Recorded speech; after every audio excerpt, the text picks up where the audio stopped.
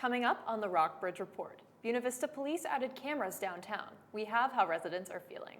Anytime the government does something like this, it's like an assumption of guilt. And then an exclusive Rockbridge Report interview with the new Buena Vista mayor-elect. Rockbridge County voted to ban noise after 10 p.m. last month, but a new supervisor was elected Tuesday, and he's already weighed in on the ordinance. If you are boarding a flight tomorrow, you could be in for the worst airport mayhem of the year. Controllers are resigning every day now. We have what that means for you next. And later in the broadcast, Mary Jordan Janeski shows us if this sunny weather will continue into the weekend. All that and more next on the Rockbridge Report. Live from the campus of Washington and Lee University with news from Rockbridge County, this is the Rockbridge Report. Welcome to the Rockbridge Report. I'm Kate Keeley. And I'm Emily Scaff. Police in Buena Vista say recently installed video cameras will help prevent crime, but residents and business owners are divided on whether surveillance is worth it. The Rockbridge Report's Cami Knott is live in Buena Vista. Cami, what can you tell us? Well, many Buena Vista residents say they didn't notice the change at first. After all, we're only talking about 9 cameras, including this one downtown. But as I've been doing the reporting for this story, I've learned they're talking about it now.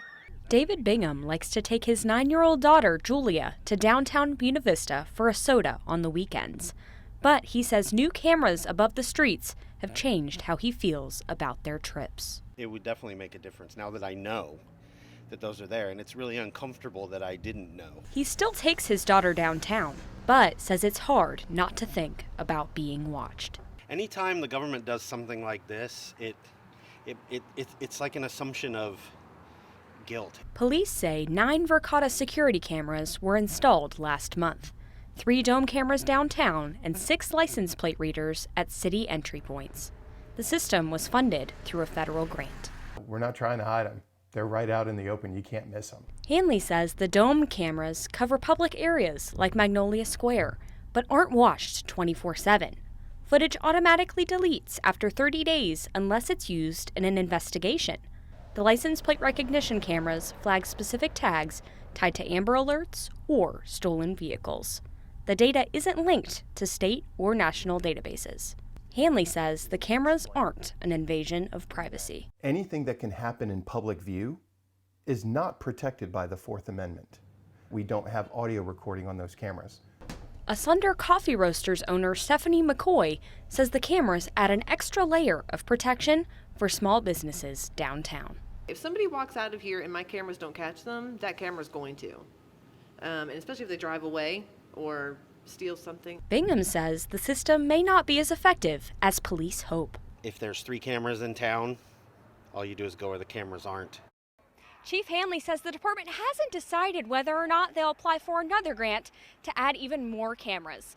He says they'll evaluate how the system works first. For the Rockbridge Report, I'm Cami Knott. Back to you, Emily. Breaking news this afternoon. The write-in spot on the Buena Vista School Board is too close to call. 3 candidates ran for 4 spots on the school board. The 4th is in between write-ins Michael Cardellaro and Charles Jolly. They're separated by just 1.09%. And Tuesday night, Buena Vista elected 2 new members of the City Council and a new mayor. Jesse Lineberry will take over as mayor on January 1st. He defeated incumbent Tyson Cooper. The Rockbridge Report's Isabella Custard sat down in our studios with Lineberry on Wednesday. I think one of the first things we need to do is we need to get the wastewater treatment plant in order, and it needs a total revamp, unfortunately. We're at the point now where we risk catastrophic failure, and the reality is that the Maury River is a Chesapeake Bay watershed, and we're already looking at millions of dollars of improvements that we're going to be responsible for. So that's number one. So we do that, then we start coming up with a plan on how to phase and improve the roads. We're gonna do away with that cigarette tax, and you know, that's to me was a lazy way of creating revenue. We're gonna work hard, and we're gonna find ways to create that revenue that doesn't hurt so many good people just because of a habit that they so choose. In your campaign, you've also talked about just cutting taxes in general. How do you plan to lower taxes? It may not be so much right off the bat lowering the taxes, but we sure as heck aren't going to let them rise on us, right? How would you describe the state of the city's finances? That's another thing where I got to come at you and say, it's hard to tell. And let me tell you why. I feel like when it comes to our budget, we don't itemize as well as we should. If you take a look at Lexington's budget, you'll see that theirs is hundreds of pages long compared to ours. How can the city budget withstand any kind of tax cuts since it's only recently recovered from the golf course finance problem? So the golf course hurt us, and it hurt us for a long time. As far as I understand, we were supplementing up to $100,000 a year to keep the golf course running for many years. And so we don't have that monkey on our back no more. So I ask, what are we doing with that $100,000 that we were supplementing? You've said that you would like to start streaming city council meetings online to increase transparency in city government. How do you plan to do that and fund that? Oh, if I have to buy the equipment myself, we'll do it. That's such a wonderful thing. People deserve to see whose interest, where the city officials in the city's business interests are, and it's such an easy thing to do. And so many localities do it. To hear more from Lineberry, watch the entire interview immediately following this broadcast. We'll also post that interview on our website, rockbridgereport.wlu.edu. Virginia Democrats strengthened their majority in the House of Delegates by gaining 13 more seats on Tuesday than they won in 2023. All 10 competitive districts went blue last night, securing a 64-35 majority with one district not yet decided. With a larger majority in the House, 3 proposed constitutional amendments about same-sex marriage, reproductive rights, and felony voting rights are more likely to make their way onto the ballot for Virginia voters. To learn more, read Juliet Sahanage's story on our website. Newly elected Rockbridge County Supervisor Steve Hart weighed in on the recently approved noise ordinance, saying it's up to students to be good neighbors. Hart won easily in his Carrs Creek race Tuesday night. The Board of Supervisors passed the ordinance last month to ban noise after 10 p.m. on weekdays. Since then, police have stepped up enforcement in the Windfall Hill area. Incumbent Supervisor Jay Lewis won his race for re-election in Walkers Creek Tuesday. He voted against the noise ordinance. To learn more, read Kate Wackel's story on our website. And if you plan to fly someplace tomorrow, experts suggest making backup plans today. They say you could be in for the worst airport mayhem of the year. The FAA says it will cut about 10% of flights at 40 major airports starting tomorrow. That's unless the government reopens. The reason? Air traffic controller shortages. An airline source says companies got about an hour's notice about the plan, and now they're scrambling to adjust their schedules. The CEO of Frontier Airlines warns some passengers could get stranded. We only have 10,800 certified controllers. We're 3,800 short of what we actually need of 14,633. Controllers are resigning every day now because of the prolonged nature of the shutdown. We hadn't seen that before. And we're also 400 controllers shorter than we were in the 2019 shutdown. The issues are getting worse by every day, and we're taking steps are being taken to reduce that capacity of the airspace, mitigate risk where we can, and put the controllers in a position to succeed. Across airlines, passengers leaving tomorrow might not get much warning if they're affected. That's because the FAA initially declined to name the impacted airports. Renovations started at the golf course this summer. How a new and improved course has a neighbor concerned about environmental impact. It's a beautiful fall day here in Lexington, and the weather is perfect to get outside and enjoy the fall leaves. I'm Mary Jordan Janeski, bringing you your weekly weather report coming up on the Rockbridge Report.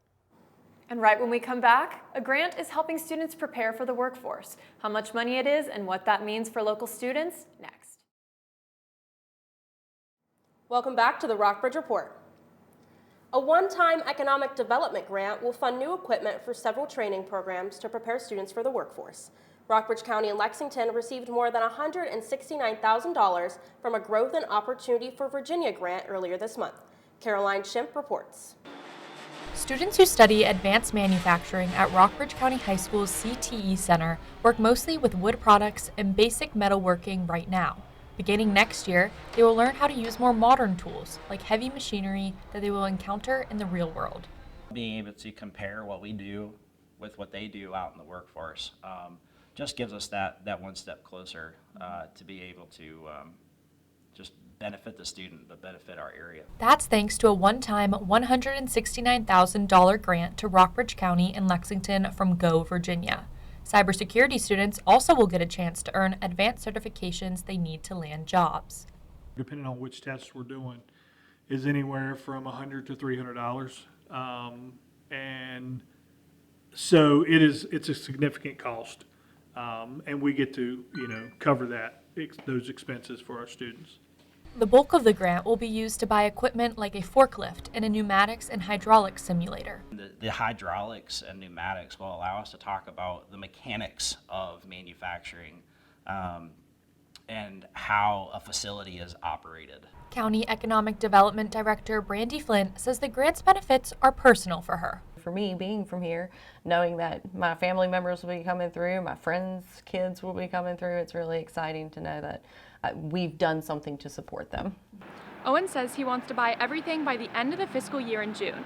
That way, students can begin working with the equipment next fall. For the Rockbridge Report, I'm Caroline Shimp. The Veterans Day Parade on Tuesday, November 11th in Lexington will commemorate the original Rockbridge Veterans Memorial dedication 25 years ago. Parade Chairman Bob Hopkins urges veterans, families, and community members to join the events. The memorial has moved to a nearby spot that city officials hope will improve community and veterans' experiences. To learn more, read Skylar Hollins' story at rockbridgereport.wlu.edu. Lexington's only golf course started renovations over the summer, but locals say they're worried about the course's environmental impact. Aiden Kelsey reports. Deborah Woodcock says she's lived next to the Lexington Golf and Country Club for about 12 years. She started to look into the course's environmental impacts when she heard that Washington and Lee University is renovating the course. She says the chemicals the course uses in its regular maintenance could get into the water supply and harm residents. We don't have options. We have to protect our water. Woods Creek flows through the golf course, which is more than 50 years old. The creek feeds into the Maury River. Woodcock says that means chemicals used by the golf course could have downstream effects.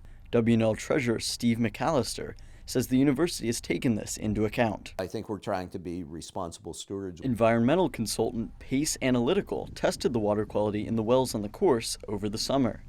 McAllister says one well will be taken out of service because of chemical contamination.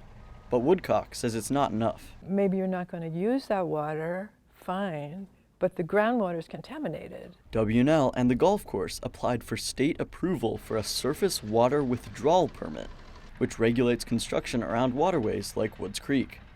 The Virginia Department of Environmental Quality received the application in March. We've been following all the guidelines that we're supposed to follow. The DEQ is analyzing the project's environmental impact. The department's website says it plans to reach a decision on the permit in February. Woodcock says that for now, she and other neighbors are stuck waiting for the results. We don't know what their irrigation plan is. We don't know what water they're going to use. We need to know all these things, and we don't have all the details. McAllister says construction should end in May 2027. He says the estimated cost for the university is $25 to $30 million. For the Rockbridge Report, I'm Aiden Kelsey. Coming up on the Rockbridge Report, Typhoon Kalmegi left a trail of destruction in the Philippines. Coming up, where the storm is now. And women's soccer is headed to the ODAC Championships, how a last-minute goal secured their spot. Welcome back to the Rockbridge Report. Mary Jordan Janeski is here to talk not only about our forecast, but about a record-setting hurricane and the damage in its wake. Thank you, Kate and Emily. First, though, some breaking news. Typhoon Kalmegi made landfall in central Vietnam earlier today. It is one of the strongest typhoons on record to hit Vietnam, equivalent to a Category 3 hurricane with maximum sustained winds around 125 miles per hour. It left a trail of destruction in the Philippines, where at least 114 people were killed. Meanwhile, Jamaica is still reeling from the devastating impact after Hurricane Melissa slammed into the western part of the island last week as an unprecedented Category 5 storm. The hurricane left a trail of destruction as it tore across the island, completely leveling some communities. The work ahead is unimaginable, as residents and volunteers try to restore some sense of normality when most homes are damaged or destroyed and critical infrastructure is gone. CNN's David Culver has this report.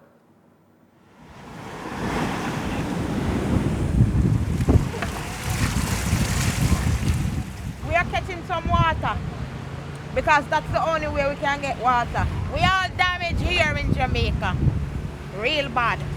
Across much of western Jamaica, the storm has passed, but you feel it everywhere.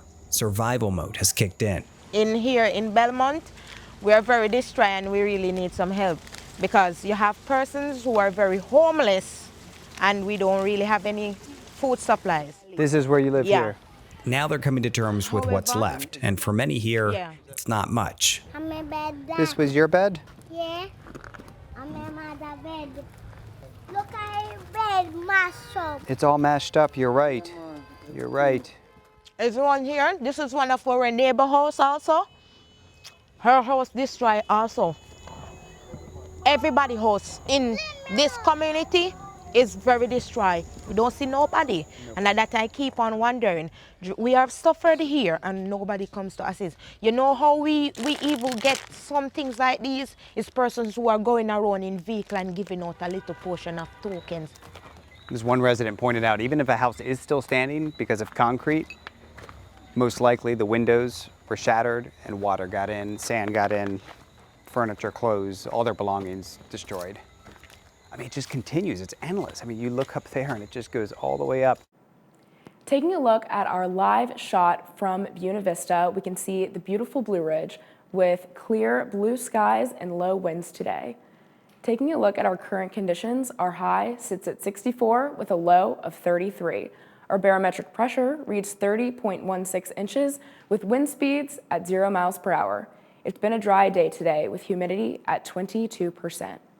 Taking a look at our radar, we see a little bit of cloud coverage here in the southwest corner of Virginia, but mostly clear skies today.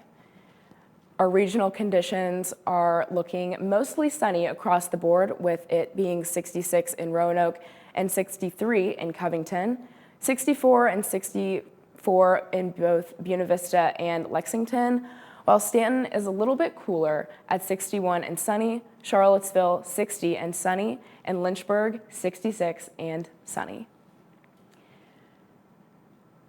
Looking ahead at this week, tomorrow, Friday, will be a little bit cloudy with a high of 64 and a low of 47. And Saturday, similarly cloudy with a high of 70 and a low of 46.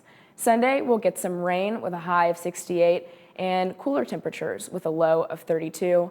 But the sun comes out again Monday and Tuesday, with Monday's high being 44 with a low of 24, and Tuesday's high sitting at 47 with a low of 30. Back to you, Kate and Emily. Thanks, Mary Jordan. Coming up on the Rockbridge Report, some sad news from the Dallas Cowboys. We have the details. And then the government shutdown continues. How 2 kids are making sure their neighbors are fed. Welcome back to the Rockbridge Report. Well, it's certainly been a sad day for football fans. Yeah, it was really shocking to hear the news about the passing of a young NFL player. Can you tell us more, Katie? That's right. It's been a very sad day for the Dallas Cowboys today. Tough news to begin our sports segment tonight. Dallas Cowboys defensive end Marshawn Kneeland died Thursday morning. Team officials issued a statement calling the 24-year-old, quote, a beloved teammate. A statement from the Frisco, Texas Police Department said Kneeland was found with what appeared to be a self-inflicted gunshot wound. Police say they found Kneeland following a vehicle pursuit, crash, then search on foot. Kneeland played in 7 games this season, collecting 12 tackles and 1 sack. This past Monday, he recovered from a blocked punt from the touchdown in the Cowboys' loss to the Arizona Cardinals. Kneeland was a 2024 second-round draft pick out of Western Michigan University. Tough day in pro sports.